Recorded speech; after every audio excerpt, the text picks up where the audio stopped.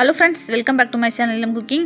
நம்ம இன்றைக்கி கோதுமை மாவு வச்சு ஒரு சூப்பரான திருநெல்வேலி அல்வா எப்படி பண்ணுறதுன்னு தான் பார்க்க போகிறோம்.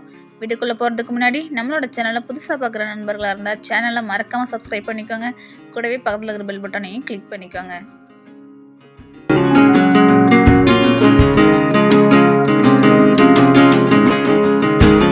ஃபஸ்ட்டு இந்த ரெசிபி பண்ணுறதுக்கு ஒரு மிக்சிங் பவுல் எடுத்துக்கோங்க. மிக்சிங் பவுலில் 2 கப் அளவுக்கு கோதுமை மாவு சேர்த்துக்கோங்க. இப்போ இதில் தேவையான அளவுக்கு தண்ணி சேர்த்து ஒரு சப்பாத்தி மாவு பதத்துக்கு பிசைஞ்சு எடுத்துக்கலாம். மாவு பாருங்கள், நல்லா பிசைஞ்சு எடுத்தாச்சு. மாவு எவ்வளோ சாஃப்டாக இருக்குன்னு பாருங்கள். இந்த மாவில் இப்போது முங்குற அளவுக்கு தண்ணி சேர்த்துக்கலாம். இதை அப்படியே மூடி ஒரு 5 மணி நேரத்துக்கு அப்படியே விட்டுருங்க. 5 மணி நேரத்துக்கு அப்புறம் பார்க்கலாம். 5 மணி நேரம் ஆயிடுச்சு. மாவு பாருங்கள், நல்லா ஊறி வந்திருக்கு. இப்போ இந்த மாவை இந்த தண்ணியிலே நம்ம கரைச்சி விட்டுடலாம். மாவை இது போல் தண்ணியில் கரைக்கும் போது கோதுமை பால் கிடைக்கும். அந்த கோதுமை பாலை வச்சு தான் அல்வா செய்ய போகிறோம்.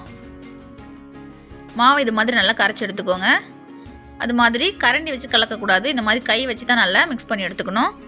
கரண்டி வச்சு கலந்திங்கன்னா சரியாக மிக்ஸ் பண்ண முடியாது. இப்போ மாவு வந்து நல்லா கலந்து எடுத்தாச்சு. இது அப்படியே சன்னி வச்சு ஒரு பாத்திரத்தில் வடிகட்டி எடுத்துக்கலாம்.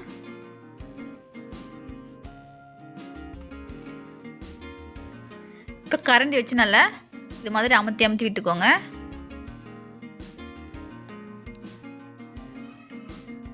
இப்போ இந்த சக்கை நமக்கு தேவைப்படாது. இது அப்படியே தூக்கி போட்டுடலாம். இந்த கோதுமை பாலை இன்னொரு தடவை நம்ம வடிகட்டி எடுத்துக்கலாம்.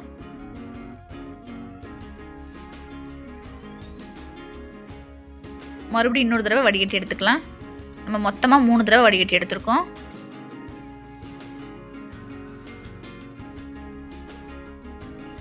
இது அப்படியே மூடி ஒரு 8 மணி நேரத்துக்கு அப்படியே புளிக்க விட்டுருங்க. 8 மணி நேரத்துக்கு அப்புறம் பார்க்கலாம்.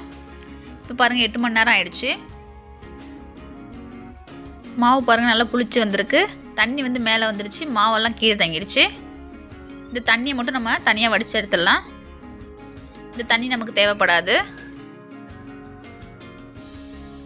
இப்போ தண்ணி வந்து ஃபுல்லாக வடித்து எடுத்தாச்சு. இப்போ இந்த கோதுமை பால் கூட நம்ம தண்ணி சேர்க்க போகிறோம். 2 கப்பு அளவுக்கு நம்ம கோதுமை மாவு எடுத்துருக்கோம். ஸோ 1 கப்பு மாவுக்கு 5 கப்பு அளவுக்கு தண்ணி சேர்த்துக்கோங்க. ஸோ டோட்டலாக 10 கப்பு அளவுக்கு தண்ணி சேர்த்துக்கலாம். இப்போ மாவை நல்லா மிக்ஸ் பண்ணி எடுத்துக்கலாம் கையால் இது மாதிரி. இது நம்ம வேற ஒரு பாத்திரத்துக்கு மாற்றி வச்சுக்கலாம். அடுத்தது நம்ம சர்க்கரையை வந்து கேரமலைஸ் பண்ணி எடுக்க போகிறோம். இப்போ வந்து 1.5 கப்பு அளவுக்கு சர்க்கரை சேர்த்துக்கோங்க.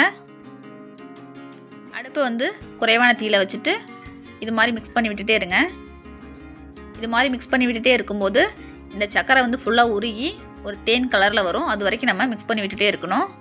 நம்ம ஏன் சர்க்கரையை கேரமலைஸ் பண்ணி எடுக்கிறோன்னா இதுதான் அல்வாக்கு கலர் கொடுக்கும். இப்போ அடுப்பை வந்து ஃபுல்லாக குறைச்சிட்டு கோதுமை பால் இதை கூட சேர்த்துக்கலாம். ஒரேடியே சேர்த்துறாமல் கொஞ்சம் கொஞ்சமாக சேர்த்து இது மாதிரி நல்லா மிக்ஸ் பண்ணி விட்டுக்கோங்க. ஸ்டார்டிங்கில் அடியில் வந்து லைட்டாக செட் ஆன மாதிரி இருக்கும். அதுக்கப்புறம் இந்த மாதிரி மிக்ஸ் பண்ணி விட்டுட்டே இருந்திங்கன்னா ஃபுல்லாக எல்லாமே கரைஞ்சிரும். கொஞ்சம் கொஞ்சமாக இந்த மாதிரி பாலை சேர்த்துக்கோங்க. மிக்ஸ் பண்ணி விட்டுட்டே இருந்தீங்கன்னா கலர் வந்து நல்லா சேஞ்ச் ஆகி வரும். பாருங்கள், கலர் நல்லா சேஞ்ச் ஆகி வந்திருக்கு. இது வந்து இன்னுமே நல்லா கலர் சேஞ்ச் ஆகி வரணும். இந்த ஸ்டேஜில் நம்ம இது கூட மறுபடியும் சக்கரை சேர்த்துக்கலாம். ஃபஸ்ட்டு நம்ம 1.5 கப்பு அளவுக்கு சக்கரை சேர்த்துருக்கோம். இப்போ வந்து 1.5 கப்பு அளவுக்கு சக்கரை சேர்த்துப்போம். சக்கரை சேர்த்துட்டு நல்லா மிக்ஸ் பண்ணி விட்டுக்கலாம். அடுத்தது 2 டீஸ்பூன் அளவுக்கு நெய் சேர்த்துக்கோங்க. இந்த அல்வாக்கு மொத்தமாக நம்ம 1/2 கப்பு அளவுக்கு நெய் யூஸ் பண்ணியிருக்கோம். ஒரேடியே நெய்யை சேர்த்துறாமல் கொஞ்சம் கொஞ்சமாக நெய் சேர்த்து மிக்ஸ் பண்ணி விட்டுட்டே இருங்க.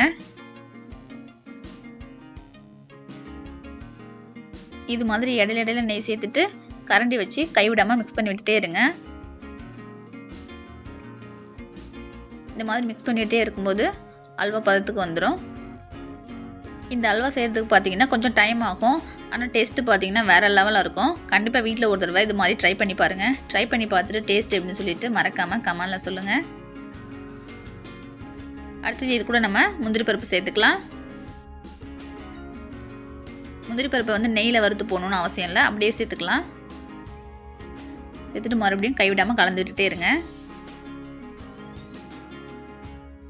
உங்களுக்கு ஏலக்காய் ஃப்ளேவர் பிடிக்குன்னா 2 ஏலக்காய் வந்து நசுக்கி கூட சேர்த்துக்கோங்க. ஆனால் நான் வந்து ஏலக்காய் சேர்க்கலை.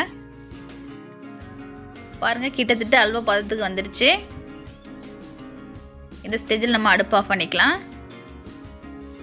அல்வாவை இந்த மாதிரி கரண்டில் எடுத்து விட்டோம்னா இந்த மாதிரி கீழே விழணும். இதுதான் வந்து கரெக்டான பக்குவம். அவ்வளோதான், கோதுமை மாவு வச்சு ஒரு சூப்பரான அல்வா ரெடி ஆகிடுச்சு. இந்த அல்வா ரெசிபி உங்களுக்கு பிடிச்சிருந்துச்சுன்னா மறக்காமல் ஒரு லைக் கொடுங்க. உங்கள் ஃப்ரெண்ட்ஸ் அண்ட் ஃபேமிலிக்கும் நிறைய ஷேர் பண்ணுங்கள். இதுக்கு முன்னாடி போட்டோ வீடியோஸ் எல்லாமே கீழே ப்ளேலிஸ்ட்டில் இருக்குது. வேணும்னா மறக்காமல் செக் பண்ணி பாருங்கள். மீண்டும் அடுத்து ஒரு இன்ட்ரெஸ்டிங்கான ரெசிபியில் சந்திக்கலாம். Thank you, bye bye.